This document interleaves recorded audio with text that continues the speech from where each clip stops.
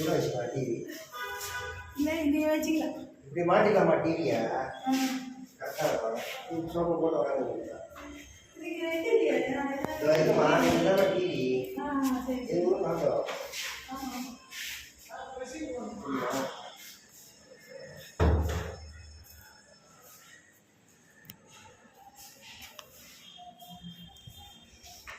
கரெக்டாக தான் இருக்குமா?